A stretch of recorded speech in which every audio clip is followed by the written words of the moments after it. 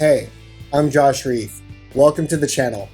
If you're watching this, you're probably thinking about getting into real estate, or maybe you know someone who is, and I get it. The idea sounds amazing, right? Be your own boss, make unlimited income, help people find their dream home. But here's the thing, nobody really tells you the full story before you jump in. So today, I'm going to be straight with you. I'm going to tell you what they do not put in the licensing course, what your broker probably will not mention in the interview, and what you really need to know before making this decision. So let's go. First, let's talk about money, because this is the part that surprises most new agents. When you get licensed, you don't get a salary, you don't get a base pay, you get a commission split. And that commission does not come until you close a deal. Not when you list it, not when you get an offer, when you close. So if you're used to getting paid every 2 weeks, this is going to feel very different. Your first few months, you might make $0. And I am not exaggerating. I have seen it happen. Here's what actually happens. You spend your first 30 to 90 days prospecting, following up, and building your sphere of influence. You are working long days, 10 hours, 12 hours, sometimes even 14. In your bank account, nothing. Then if you are good and you stay persistent, you get a listing or a buyer, then it can take another 30 to 60 days to close that deal.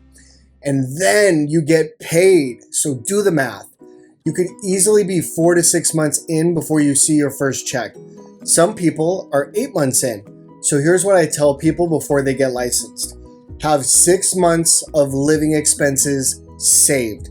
Not 3, not 4, 6. Because this business, it will test you to the core. And if you are stressed about rent, bills, or survival, you are not going to be focused on sales.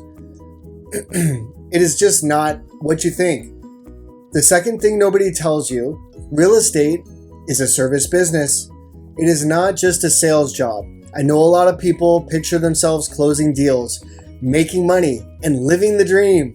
And yes, that can happen. But first, you're going to spend a lot of time doing things that have nothing to do with selling, not at all. You're going to spend hours on the phone with people who are not ready. You're going to show properties to people who are just looking. You're going to write contracts, coordinate inspections, chase documents, deal with appraisers, manage timelines, and most of that. It does not pay extra. It is just part of the job. So if you need instant gratification, if you need immediate results to stay motivated, this business, it might frustrate you. Because real estate is a long game. You plant seeds for months. Some of them turn into deals. Some of them do not. The people who make it in this business understand that.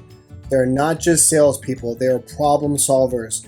They are service-oriented. They genuinely like helping people, even when there's no commission on the line. So ask yourself now, seriously, am I okay with that? Am I okay with that? Because if not, you're going to burn out real fast. And here's the third thing. Your first clients will probably come from your sphere of influence, not from cold calling, not from door knocking, not from online ads. Your sphere is your friends, your family, your past colleagues, and the people who you already know. And let me be real with you. Not all of them are going to be excited. Some of them will be skeptical. Some may think you're just trying to make money off of them. And that is where a lot of new agents get tripped up. They get licensed, they start calling everyone they know, and they come across desperate or salesy. And people can feel that. Here's what actually works. Build genuine relationships before asking for business. Add value first. Be the person who is helpful, knowledgeable, and trustworthy. Don't be the person who disappears for 5 years and then suddenly pops up asking for a referral. So if you're getting licensed, start thinking about this now.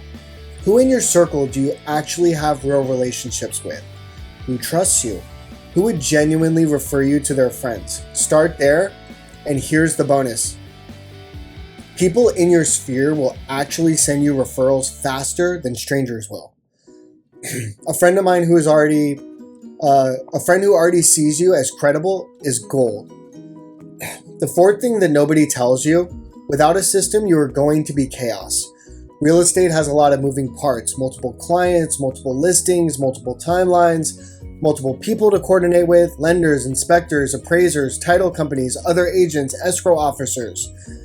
If you do not have a system to track everything, deals fall apart. People get frustrated and you lose commissions. And here's the truth, your broker is probably not going to build that system for you. Some brokers will give you a CRM, but they are not going to sit and organize your whole life. That part is on you. So you need to be intentional. You need to track every lead, who they are, when you contacted them, what stage they are in. You need to follow up consistently. You need to manage your calendar. You need to block time for prospecting and showings and admin work. And you need to document everything, emails, conversations, agreements, all of it. It sounds boring, but this is what separates agents who make six figures from agents who make nothing. The six-figure agents have systems. They stay organized. They do not drop the ball. So before you get licensed, ask yourself, how am I going to stay organized? Are you a spreadsheet person? Do you need a good CRM? Do you need a calendar and a checklist system? Find what works for your brain. Figure it out early because it will absolutely make or break you. Here's the fifth thing, and this is the emotional one. You need to be able to handle rejection. Real estate is rejection on another level. You're going to call people and they will not call you back. You're going to show property and they will not make an offer. You're going to list a home and it will not sell. You're going to lose deals to other agents. You're going to have buyers back out. You're going to have sellers change their minds. And every one of those moments feels like a no, even when it is not personal. It can still feel personal. The agents who make it are the ones who can hear no and keep moving. They don't spiral. They do not shut down. They do not make it mean something about their worth.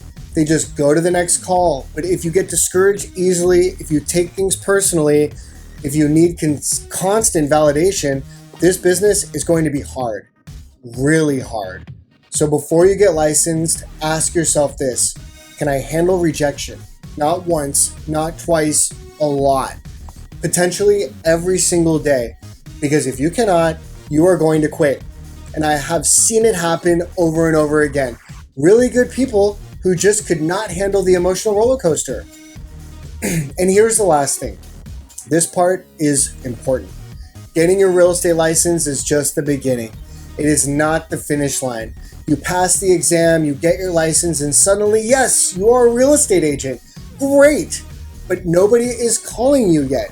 Nobody knows you exist. You have 0 listings, 0 buyers. So now you have to build a business. And that takes time. That takes effort. That takes consistency. Some people think getting licensed is the hard part. It is not. The hard part is everything that comes after. The prospecting, the follow-up, the rejection, the long days, the months before your first check hits your account. But here's the good news. If you're willing to do the work, if you are patient, if you are coachable, this business can be incredibly rewarding. Yes, financially, but also personally. You get to help people make one of the biggest decisions of their lives, and that matters. So if you're ready for that, if you are willing to grind, if you're okay with delayed gratification, get licensed. Jump in right now. But do it with your eyes wide open. All right, that's it. If you're thinking about getting into real estate, I hope this gave you a real picture of what you're stepping into. If you have questions, drop them in the comments. And if this was helpful, you can subscribe. I'm going to be putting out content like this every week to help you build your real estate business, whether you're just getting started or already in it. Thanks for watching, and I'll see you on the next one.